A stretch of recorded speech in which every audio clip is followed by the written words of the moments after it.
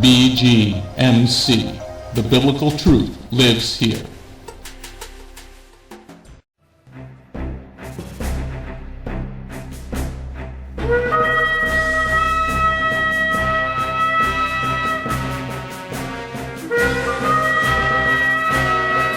Welcome to the City Gate Messianic Bible Study, being brought to you by Beth Goyim Messianic Congregation. What is the importance of the biblical City Gate? It was a place contracts were made that are binding forever. The City Gate was also a place of redemption for the kinsman redeemer. The City Gate was a place where chastisement was administered. So come join us now as we enter into the City Gate Messianic Bible Study. Let's go get a blessing. Turn to the book of Ruth, chapter 4. This is the City Gate Messianic Bible Study, being brought to you by Beth Goyim Messianic Congregation, a place where Jew and Gentile worship Yeshua the Messiah as one people. Check out our website at Bgmctv.org. That's Bgmctv.org.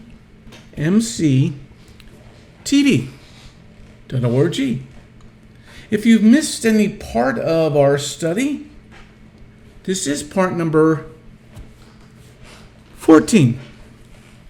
So go to our website, see up here, Bgmctv.org, and watch the other parts.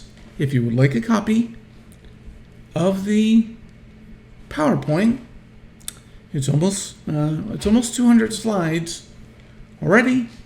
Send an email to info@bethgoyim.org. That's info@bethgoyim.org. And check out our other studies on our website under education. And let's go to chapter 4. We're gonna be looking at the kinsman redeemer tonight. We're going to get to that very special part. And let's read chapter 4, verses 1 through 4. Meanwhile, Boaz had gone up to the gate and had sat down there when the Redeemer of whom Boaz had spoken passed by. Such and such, he said, come over and sit down. So he came over and sat down. He took 10 of the city leaders and said, sit down here. And they sat down. Then he said to the redeeming kinsman, the parcel of land which used to belong to our relative Elimelekh is being offered for sale by Naomi, who has returned from the plain of Moab. I thought I should tell you about it and say, buy it in the presence of the people sitting here and in the presence of the leaders of my people. If you want to redeem it, redeem it. But if it's not to be redeemed, then tell me so that I can know, because there is no one else in line to redeem it. And I'm after you, he said. I'm after you, he said. I want to redeem it. All right, so we're getting to the part. I'm very sorry to our Spanish-speaking brothers and sisters. I don't have a translator tonight. I can understand Spanish, but I can't teach and go back and forth in it, so please accept my apologies. All right, so we're going to be looking closer now at verse 4. This is one of the key verses of, it's the crux of our study for the book of Ruth. But what it is it's actually extremely important for the entire Bible, for salvation. So let's go read. If you had to put a level of importance on every verse in the Bible, this verse would be one of the top ones, if not the top, when dealing with redemption. So let's look at verse 4. And if you haven't underlined it in your Bible, I think you should. Ruth 4, verse 4. I thought I should tell you about it and say, abide in the presence of the people sitting here and in the presence of the leaders of my people. If you want to redeem it, redeem it. But if it is not to be redeemed, then tell me so that I can know. Because there is no one else in line to redeem it. And I'm after you. He said, I want to redeem it. Okay, so what we're looking at here is something very important. Boaz says, I'm next in line. And we've been talking about that, throughout this study. About who is the kinsman redeemer and who is closer than Boaz. If this is a foreshadow of Mashiach, who is closer than Yeshua? So, look at verse 4 again.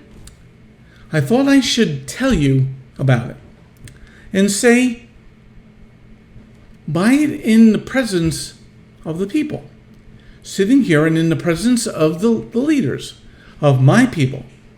If you want to redeem it, redeem it. But if it's not to be redeemed, then tell me so that I can know, because there's no one else in line to redeem it. And I'm after you.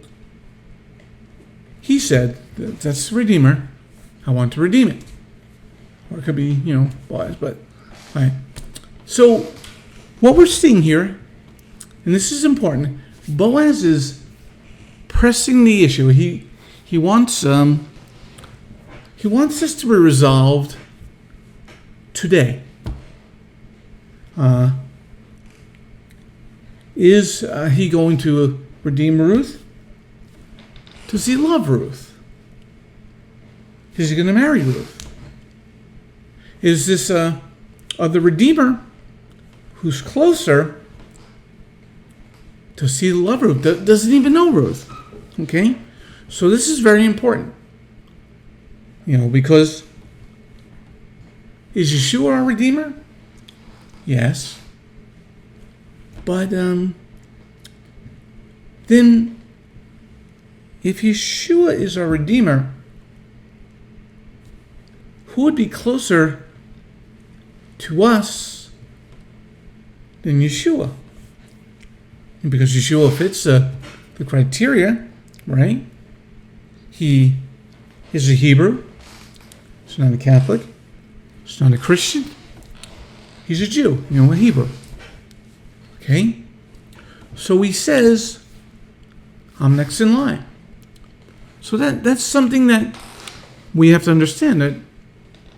So if Yeshua is a Redeemer, who would be next in line? Who precedes Boaz? If Yeshua is our Redeemer,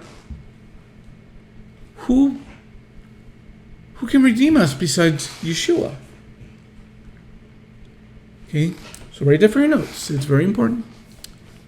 All right, and he says in verse 4, I'm next in line.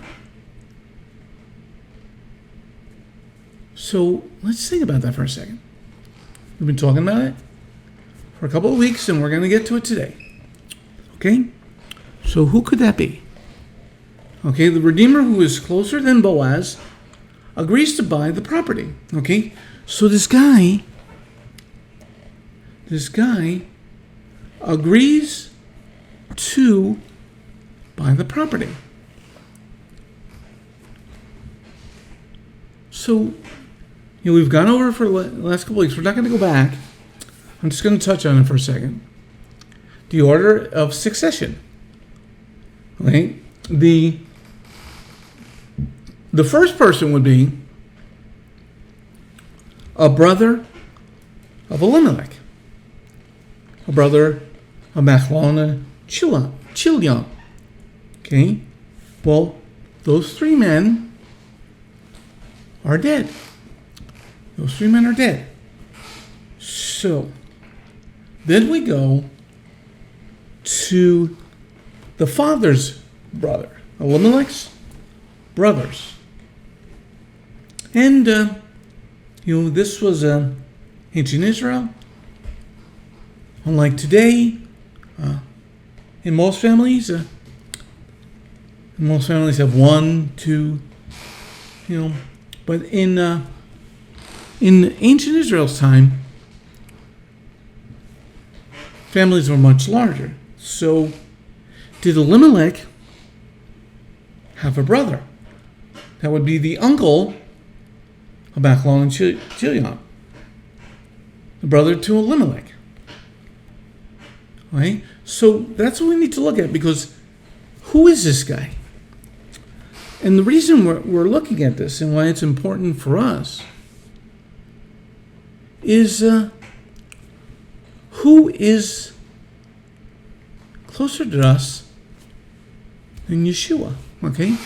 So the Redeemer who is closer than Boaz agrees to buy the property. Okay? And this is what he's doing, is redeeming the land.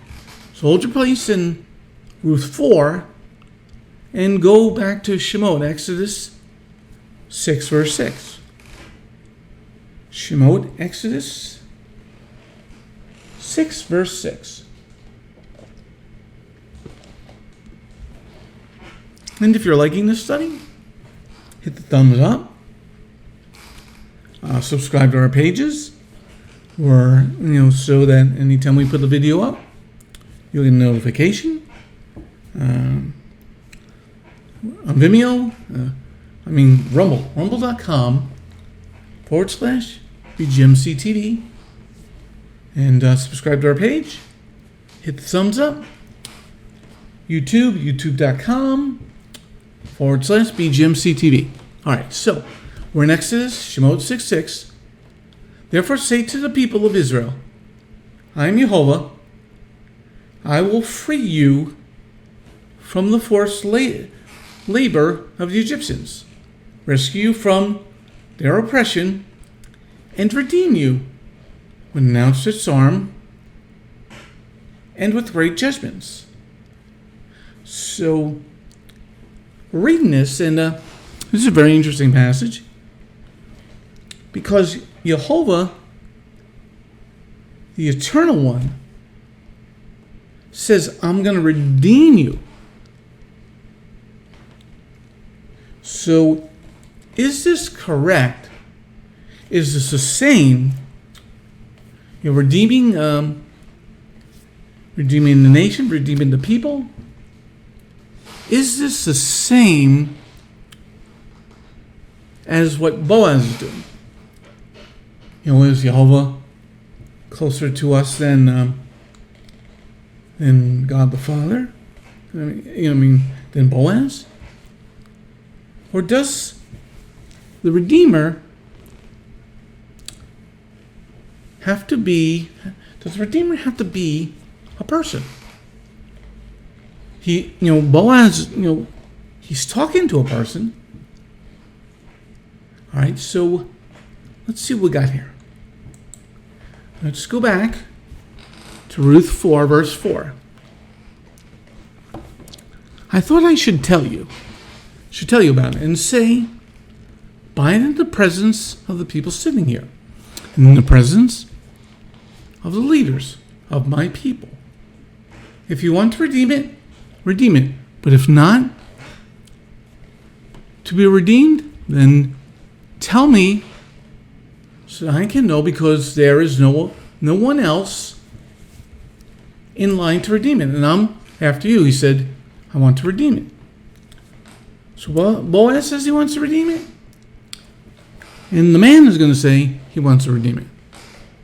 So what Boaz is doing here, he's talking to the nearer kinsman in front of the city council. Right? He has to do things according to Jehovah's word.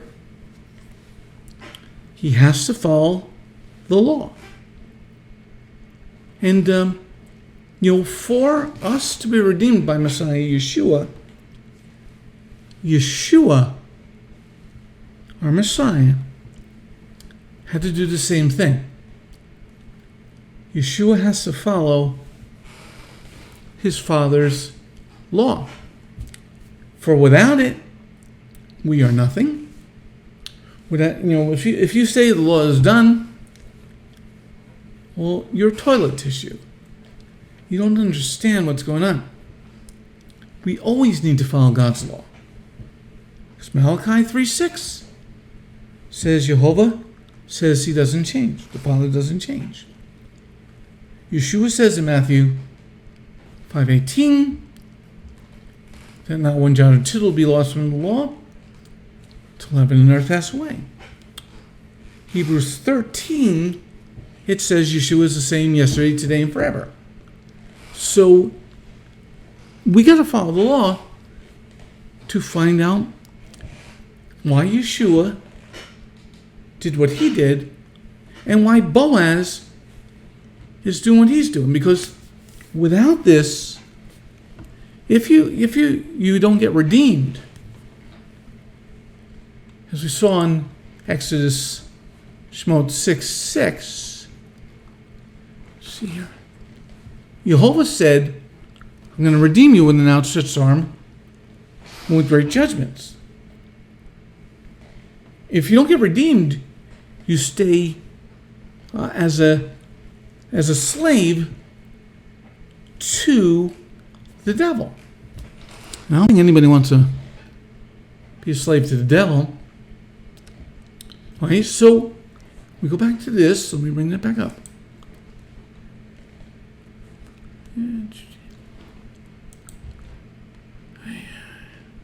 Go here. All right, so Boaz is, this must be done. This is scriptural. This has to be done in front of witnesses. This has to be done in front of a minimum 10 for this type of thing to be legal in God's word. And it has to be done in, at the city gate where many other people can watch it and testify of what occurs. Hey, so Boaz is forcing the issue. He's saying, if you want to redeem it now. If not, I'm going to redeem it. And it has to be done right now in front of these leaders. So Boaz is, he's going to push it very hard. Now, let's think about that for a minute. Did Yeshua, our Messiah, do this? So it's something we need to look at. That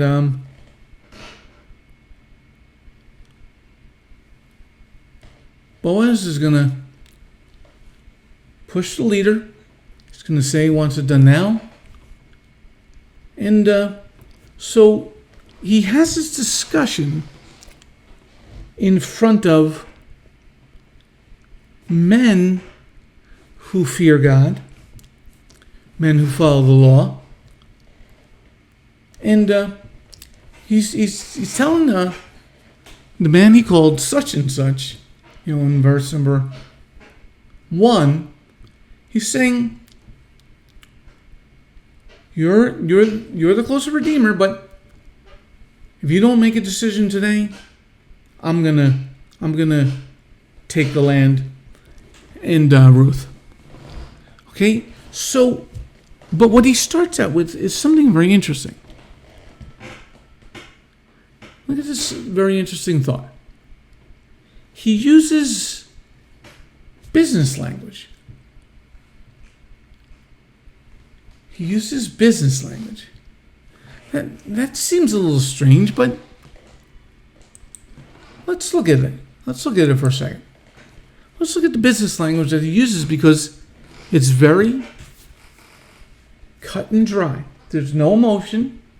He's going to use business language.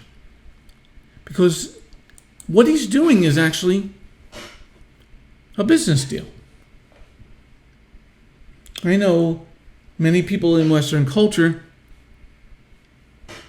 don't understand this, the business deal, but he's buying property. He's buying the land, and he's buying Ruth.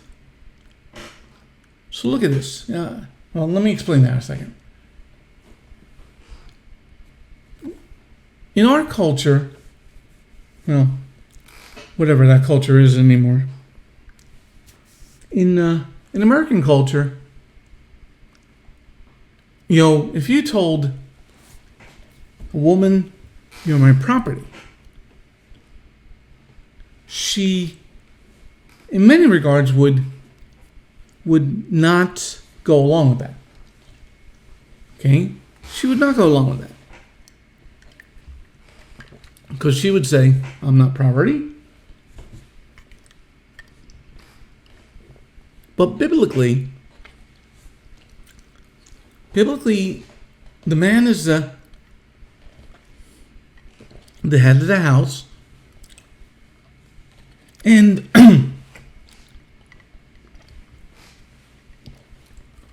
and because he's the head of the house, he owns everything in that house.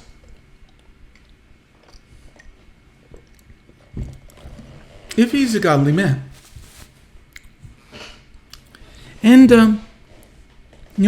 even if he's not a godly man, we have Nabal, Abigail's husband, until he died. And then she became David's wife. Okay? But Abigail could not leave her husband, because in God's understanding, and that goes back to the Exodus 6:6, the Shemot 6:6, he owns us. He redeemed us. The first commandment. I'm the God of you. I took you out of Mitzrayim. Fifth commandment. Honor your father and mother. When you go into the Hebrew, it's not just honor your father and mother. They own you. It says, honor your father and honor the father and mother of you. They own you. Okay, so back to this. All right, verse 4.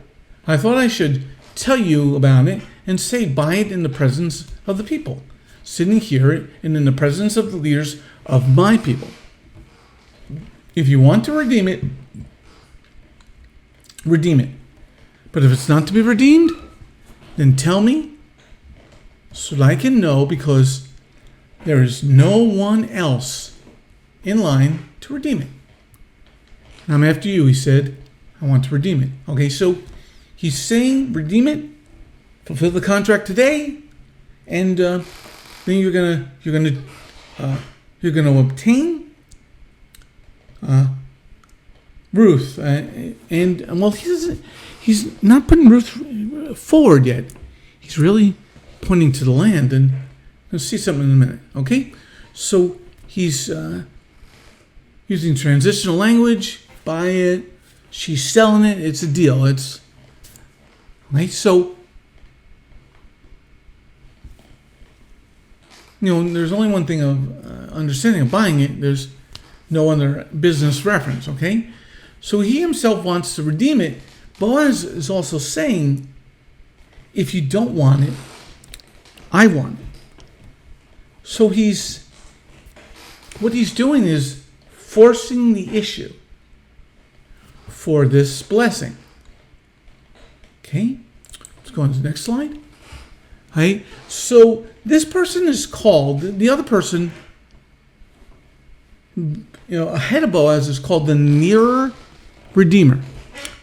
Nearer redeemer. You see that over here, beginning of this paragraph. And the nearer redeemer knew what was going on. Okay? And he understood the implications that if he doesn't do this right now, today, it's gone. Okay? The near redeemer, maybe didn't know all about Ruth, but he's going to need to understand that. Okay? And, would this guy invest in that land that Elimelekh had? Okay? Did he have the resources to buy that land? This is a lot to think about. And this guy wasn't thinking about it at all. And Boaz has been, thinking about it since he met Ruth. And he thought she was beautiful. Okay? So what's going on here is, does he have the resources to, one, buy the land, two, take Ruth on as a wife, three, raise up children that are his, but they're not his, because the children are going to be part of this property that he's buying. He's got to think of all this. And do I have the resources?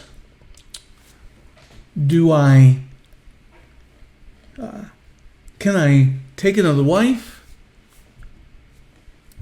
Do I have the resources to take care of that? I mean, many men, think about the sexual part, and they're like, yeah, this is good. But they don't think of the responsibility. And, Boaz has thought of the responsibility, but this man may not have. Okay? Does he have the funding to buy the land, take on another wife, and to have more children, or any children? We don't know if this guy is married. Okay? And like I said, the children, the first child would be the heir to the property. It would not be this person such and such. Okay? That's all these things we have to consider. And Yeshua, our Messiah, had to consider this. Was he willing to give up his throne? He calls himself the bridegroom. So Ruth 4 teaches us a lot about redemption that we don't always remember. Look at this yellow part down here at the bottom. Redemption has a cost. Write that for your notes. Redemption has a big cost. Okay, it has an extremely big cost, and that's one of the things that I find so reprehensible about those that say we don't have to follow the Father's laws. Because Yeshua, our Messiah, followed those laws so that he could redeem us. Because it says salvation comes from the Jews. It cost him a tremendous amount. Cost him his life. Okay? So we ought to remember that we've been redeemed by our kinsman redeemer. And, this other redeemer besides Boaz, he wants to redeem the land, the object, but he doesn't want to redeem the soul. He is willing to buy the land that we're going to get to in a moment, but he did not want to redeem Ruth. Something very important. That's why Yeshua says he's our bridegroom. He's come to redeem the earth and all that are on it. Okay, so let's read verse 4 again. If you have any questions or comments, just speak up, and if you're online, send us an email. Verse 4. I thought I should tell you about it and say, buy it in the presence of the people sitting here, and in the presence of the leaders of my people. If you want to redeem it, redeem it. But if it's not to be redeemed, then tell me so that I can know, because there is no one else in line to redeem it. And I'm after you, he said, I want to redeem it. Okay? So, when you're buying the land, you're buying everything that's along with it. It's not. You're not just buying the dirt. You're buying the stuff that's under the dirt. You're buying the air above the dirt. Okay, so the other redeemer, the nearer kinsman, he's not going to exercise his right of redemption. Okay? Now, once again, we go back to the transitional language. That language is, it's very cut and dry. Buy it, redeem it. It has no emotion. It was just, this is what you need to do. Now, we've read the other chapters, and we know that Boaz had great affection for Ruth. He had great affection and respect for what she did. Okay, but he's, as some people would say, he's being a good poker player here. He's not letting on what he's doing. Okay, so that's something very important. Okay, the nearer kinsman did not want Ruth, and as I said, we don't really have a lot of information about that nearer kinsman. It's something, we don't know if he's got a wife, children, sick parents. We don't know anything about this guy except that he's closer than Boaz by one step. So we look at it, we've looked at it in the other studies. The eldest brother would have the right of redemption first. The eldest brother would have the right of redemption first.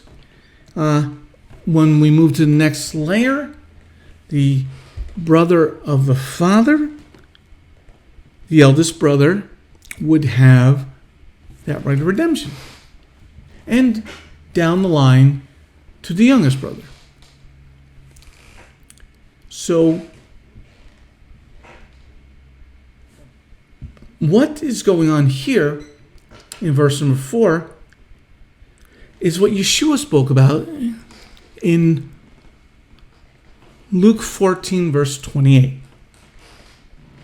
Yeshua says in that passage, suppose one of you wants to build a tower. Count the cost. So you want to redeem something, you must count the cost.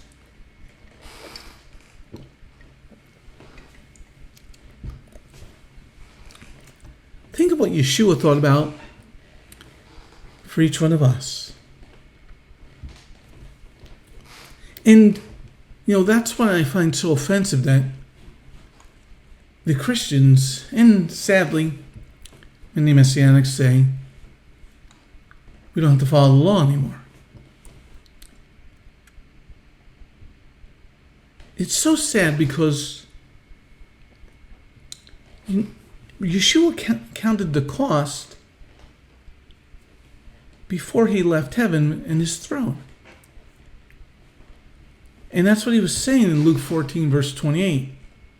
Suppose when he wants to build a tower.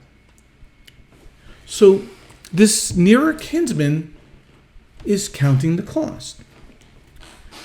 I have enough money to buy the land. If I buy Ruth, get married with her, I'm not gonna have enough money. And like I said, we don't know if he's married or not, and we'll get to that in a moment.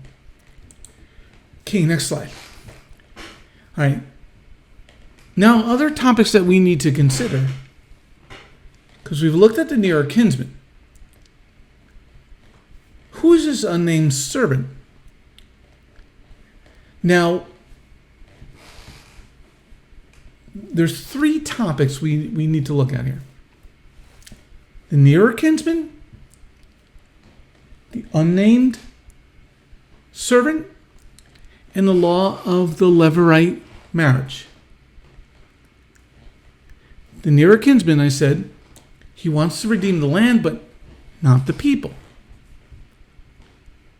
Would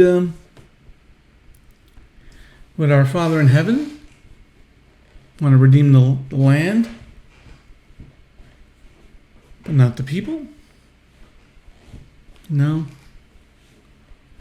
He made all of us. He loves us. He said that we don't want to follow his law. So who is this redeemer closer than Boaz? Some people say it's the Father in heaven, Jehovah. Then that would not fit the Father's personality. The Father, would he want to just redeem the earth but not the people? Doesn't sound like the Father. Is this Yeshua before he comes to earth as a man? As a baby? Okay, and another thing we need to think, if you think it's the Father, remember what we read in the Levirate marriage, the person not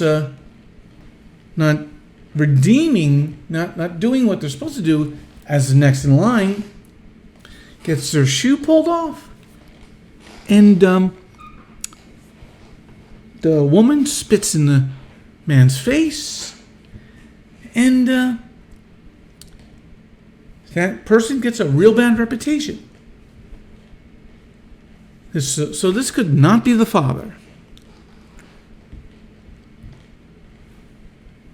Because you're not going to spit in the father's face. You're not going to destroy his reputation. And you're certainly not going to rip the sandal off the father's foot. Okay? So, now what's the Levirate marriage? Because we need to look at that, because without it, you don't understand what I just said. Hey, you'll see parts of the Levirate marriage in Luke 4, verse 7 through 11. Just go there a moment. Go to go to Ruth 4, not Luke 4. Ruth 4, verse 7 through 11. Ruth 4, verse 7 through 11.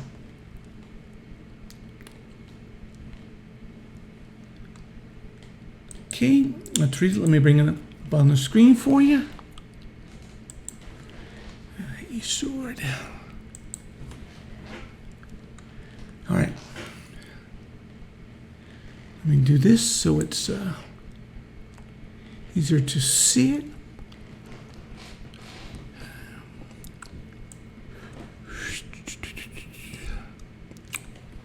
All right, and put it up there for you to see. All right.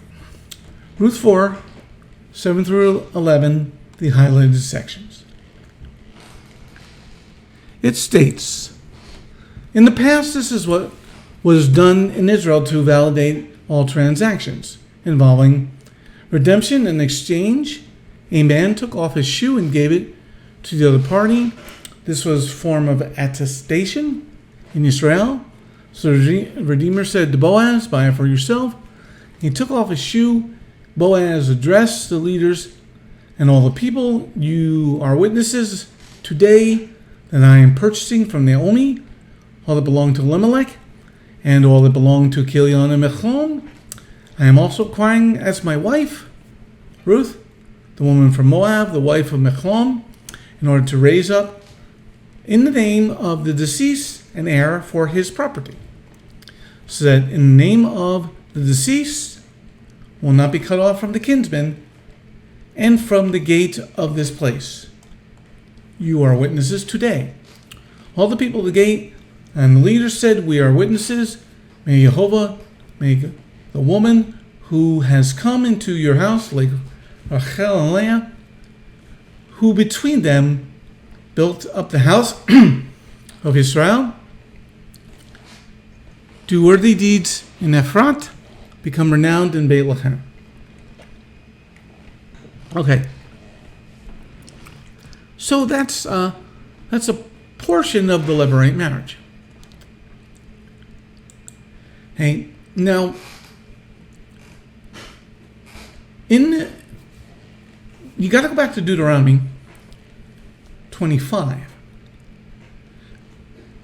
to get the spitting, bad reputation.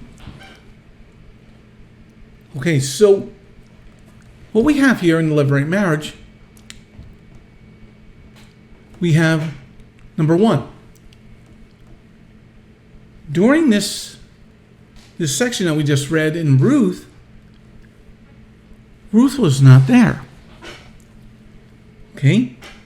So we're having some of the Levirate marriage, but not all of it. Second, the kinsman took off his shoe and gave it to Boaz instead of Ruth removing the shoe of the nearer kinsman. Third, Ruth did not spit in the face of the nearer kinsman. Okay? And fourth, Boaz purchased the right of redemption. Okay? So, what we looked at last week is Devarim 25, where those things occur. All right? So, now, we've got those four things. Ruth was not present to say that near Redeemer. You didn't do what you're, rip your shoe off and spit in your face. Ruth had to say yes to this. Well, she's part of the property, like I said, it's something difficult for Westerners to understand, and people that don't follow the Bible, that we're all God's property. But according to Numbers, Bamidbar 30, God,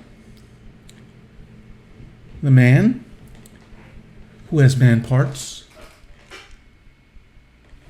the wife, the children, that order. So Ruth was not there, so that didn't fit the total criteria of a Levirate marriage. What we read there, the kinsman redeemer took his own shoe off. It wasn't pulled off of him.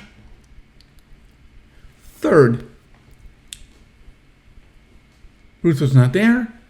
She didn't pull his shoe off, and she didn't spit in his face. And finally, fourth, Boaz purchased the right of redemption.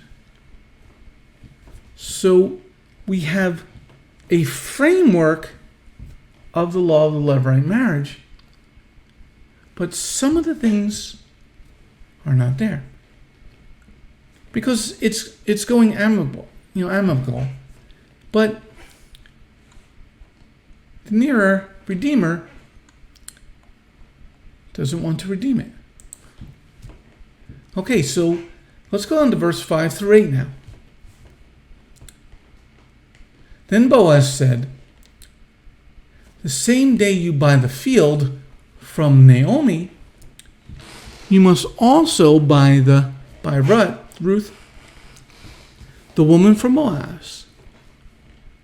Let me read that again.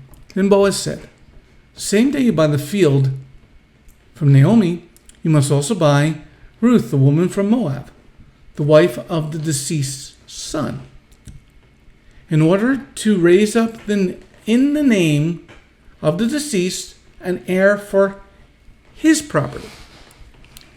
The Redeemer said, then I can't redeem it for myself because I might put my own inheritance at risk. You take my right of redemption on yourself because I can't redeem it.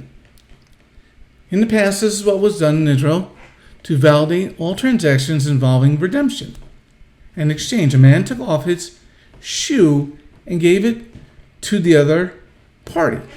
This was the form of attestation in Israel. So the Redeemer said to Boaz, buy it for yourself, and took off his shoe. Okay, so the law is being followed. The law is being followed. Okay, so now let's go back up to verse number 5. Then Boaz said, the same day you buy the field from Naomi, you must also buy Ruth, the woman from Moab, the wife of the deceased son, in order to raise up in the name of the deceased an heir for his property. Okay, this is very important because Boaz is informing the Redeemer, the nearer kinsman Redeemer. There's two parts to this, the land and the person. He's saying you also have to buy it from Naomi, and Boaz is also quoting Torah again that you're going to have to marry Ruth and raise up an heir to that property. So in one sense it's going to be yours, but in another sense it's going to be the heir's property. So that's something very interesting. And so who would it be? Okay. Now, raising up an heir, we've gone over this in the past studies, but the scriptural references are Bereshit, Genesis 38, verse 8, and Deuteronomy, chapter 25, verse 5 and 6. Okay, we also see that Naomi is selling her property. She can't take care of it. She's got no sons, and so Naomi agreed to take Ruth with her back to Bethlehem, back to the house of bread. And Naomi is now responsible for Ruth as a mother is to a daughter. So she's got to provide for her daughter. Now the land is owned by Naomi according to Torah. Okay? You know, the wife doesn't lose the land because her husband has passed. She is selling it, okay? Because she can't take care of it. And there's, taxes on the land. There's all, can the person take care of that property? You got to take care of what you own. Now, the stipulation of the contract, Boaz states it in verse 5. Then Boaz said to the nearer kinsman, the same day you buy the field from Naomi, you must also buy Ruth, the woman from Moab, the wife of the deceased son.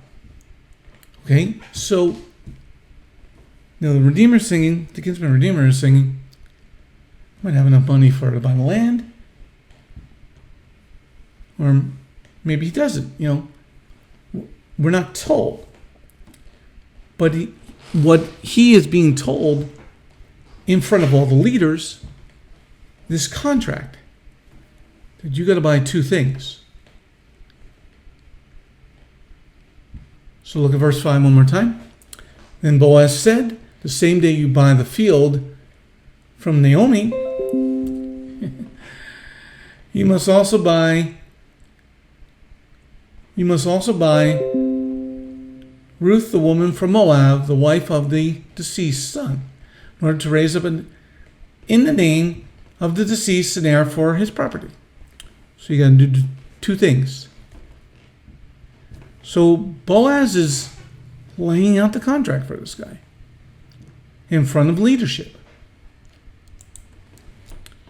Okay, now, this is according, and we've read it before and I mentioned it, but according to Deuteronomy 25, verse 5 and 6. Now, Naomi is selling it because the widow is not kicked off the land because her husband or her sons died, but she has to take care of the land. And God makes ways for everybody to do their job. If Naomi could take care of the land, she didn't have to sell it. She's wanting to sell it. Number 2, the land is covenanted to that particular family in the land of Israel. Elimelech's line is covenanted for that parcel of land. So Naomi would have to do something eventually to get an heir for that particular piece of property. Okay? So, but God protects them. He has laws setting up these things so that we can follow God's order. That's the whole key here, people. You want to follow God's order. God doesn't change. He doesn't say one thing one day and change his mind the next. His law is the same, always and forever. Okay, now, the child born to that kinsman redeemer has to be close in bloodline to redeem that particular land. The genetics have to be in order, because that particular parcel of land is for that family and that family alone. And that's what the church really doesn't understand when they talk about replacement theology. It doesn't fit any of this criteria. Now we go to the next part, verse number 6. The Redeemer said, then I can't redeem it for myself, because I might put my own inheritance at risk. You take the right of redemption on yourself, because I can't redeem it. Now he's saying this in front of the 10 leaders. So this is going to be binding. Now, we don't know who this Redeemer is. I searched and searched and searched, and I looked at the word Redeemer. I want to, because who is this person? He's saying here, but we don't have any other information except what he tells us here. Why is his own inheritance at risk? And he gives it over to Boaz. Now, Boaz is a wealthy, older man. Now, what we have here is one of the mystery of all the ages. Nobody knows for sure who this nearer kinsman is. Why does he put his own inheritance at risk? So I said, how would a Hebrew put his own inheritance at risk? Now, in that verse, in verse number 6, he uses the word redeem. I can't redeem it. So the word H5159, Nakalah, means, for the redeeming, number 1, possession, property, inheritance, heritage. Number 2, property. Number 3, portion, share. Number 4, inheritance, portion. Now, I did research, and there's only 2 words for redeem that are used in Torah. It's H5159 that we just read, and H5157. So let's see what the other one is. We looked at 5159.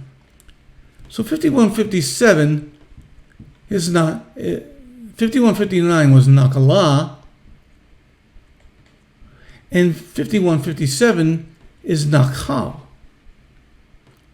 It means to get as a possession, acquire, inherit, possess. Number 2, to take possession, inherit. Number 3, to divide the land for a possession. Number 4, and this is another 3, to acquire testimonies. And this will be number 5, to divide for a possession. Okay, so we have slight variances of the word. Now, when is H5159 used? And when is H5157 used?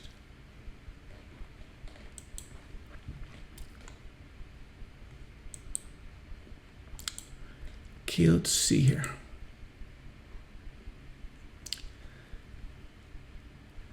Let's look at the one reference for 5157. Numbers, turn to Numbers. Chapter 18, verse 20.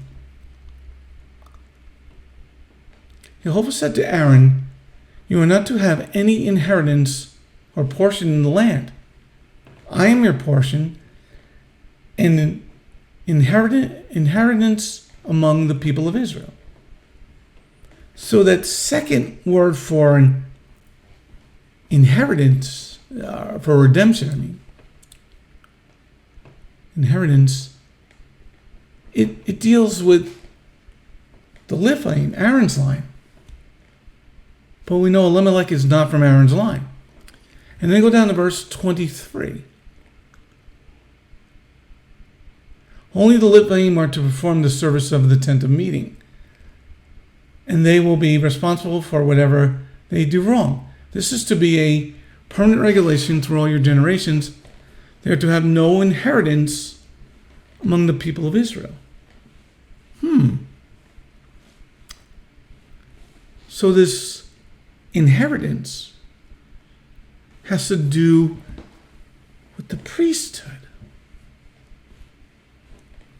But that word is not used. The 5157 is not used in regards to the nearer kinsman. So it can't be a Levite. It can't be a Kohanim who's nearer than Boaz.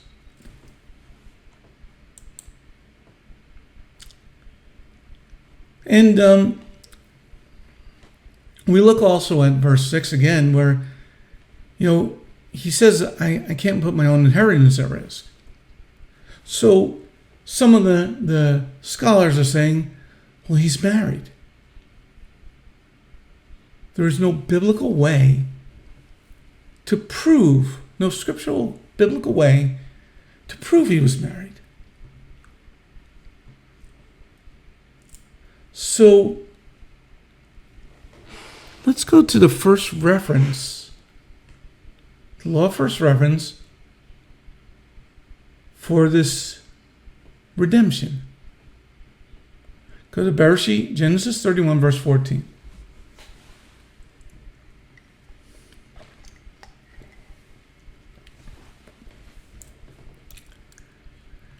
Rachel and Leah answered him, "We no longer have any inheritance from our father's possessions."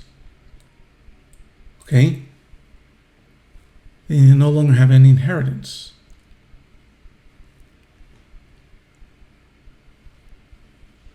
So they're leaving their father's house. They say we no longer have an inheritance. That's the same word that the nearer kinsman said.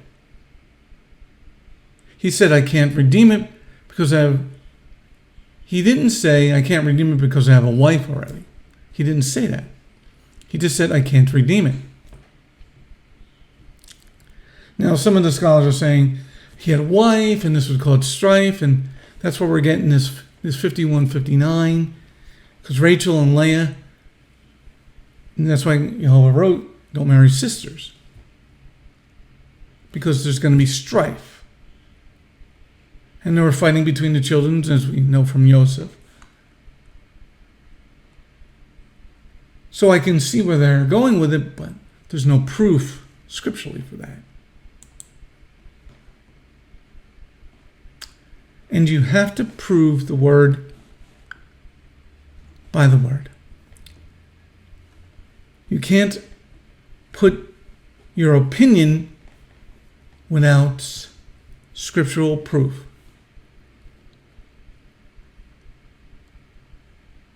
So, we come to the conclusion there at the bottom. There is no scriptural proof to who is the nearer Redeemer. I looked forever. And if anybody's got an idea, send me an email. Okay? Let's finish up this section.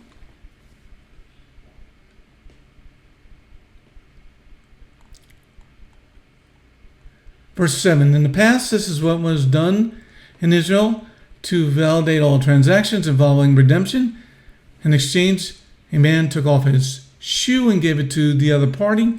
This was the form of attestation in Israel. Verse number 8. So the Redeemer said to Boaz, buy it for yourself.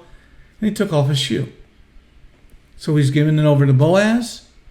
This fits what we were talking about earlier, Deuteronomy 25, verse 8 and 9. 8, 9, and 10. Where the brother's widow approached him, spit in his face, pulled off his sandal, spit in his face. So it can't be God that's nearer than Yeshua. Because you're not going to pull off God's sandal. Okay? So, the nearer kinsman tells Boaz, buy it for yourself. He gives the okay in front of the leaders, in front of the witnesses, in front of the judges. And he gives full consent to Boaz. And Boaz would make that decision to buy the land and to buy Ruth and to raise up a child in the dead husband's name. And hold your place there. Let's go to our Brit Hadashah bridge. Turn to Matthew 26, verse 15. Because Boaz paid the price. So our kinsman redeemer, there has to be a money exchange. Matthew 26, verse 15. And said, what are you willing to give me if I turn Yeshua over to you? He counted out 30 silver coins and gave them to Yehuda. For Yeshua to be our Redeemer, there had to be money exchanged.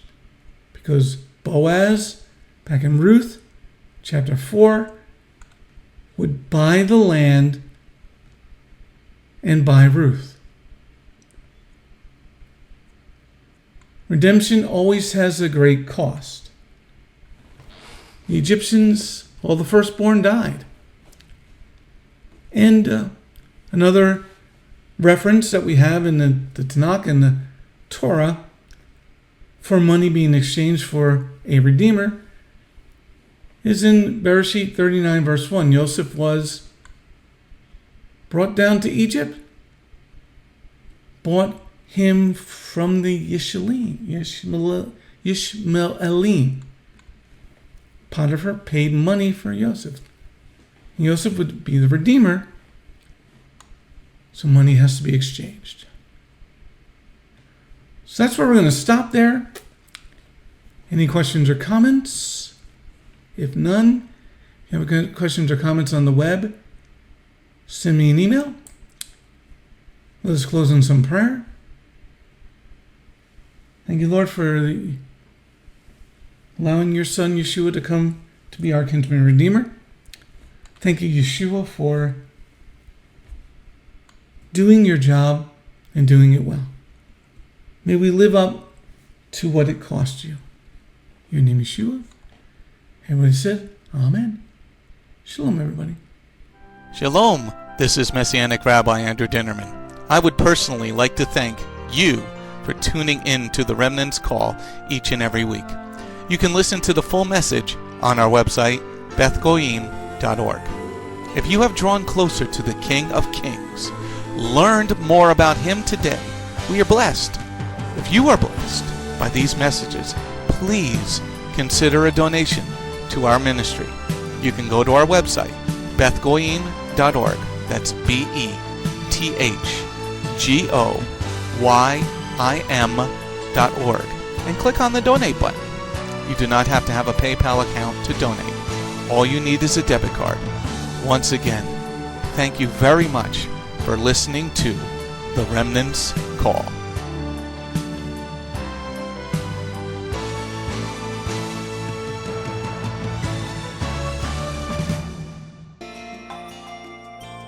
If you have not taken your first steps to be born again, just ask God's help.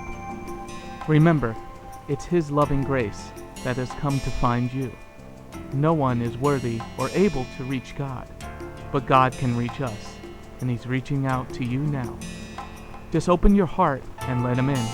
His arms are open, and the blessing of salvation and eternal life are waiting for you.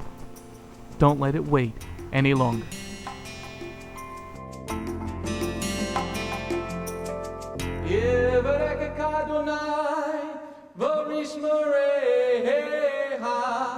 Ya Adonai, Panavolecha, Vikunecha, Yisa Adonai, Panavolecha, Vayasem Lecha, Shalom.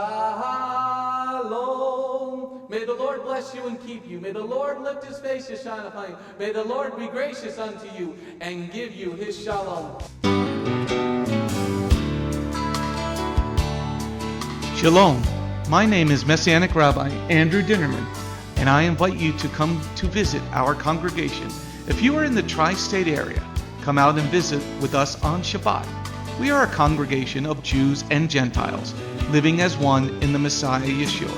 BGMC is a place of true worship. The focus never wanders from the Hebraic roots of our faith.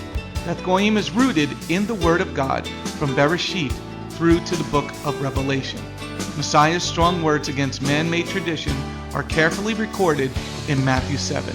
That is the reason we only follow the straight-up instructions found in Scripture. Truly, the way, the truth, and the life. If you're looking for a deeper walk with Adonai, come out for our Tuesday evening Bible study called Messianic Torah Time. Come, spend a day with us on any Shabbat. We start at 11 a.m. with the sound of the ancient Hebrew shofar.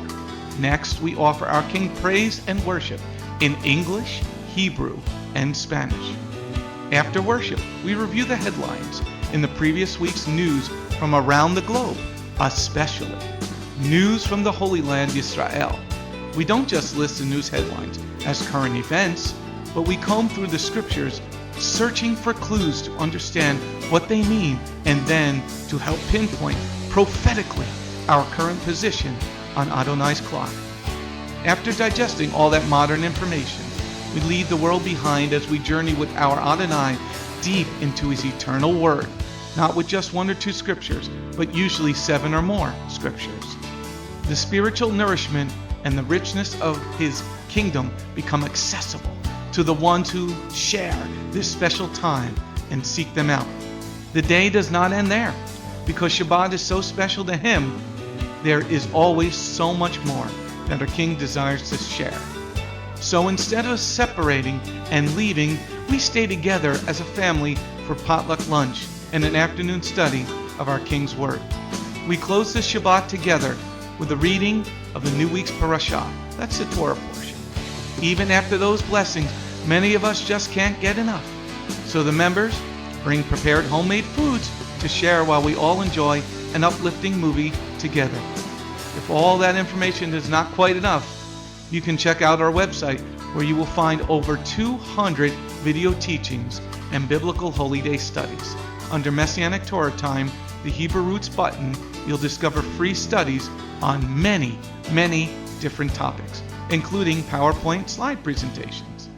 If Beth Goyim sounds like a place you'd love to visit, but you live outside the tri-state area, there is still a way to connect with us.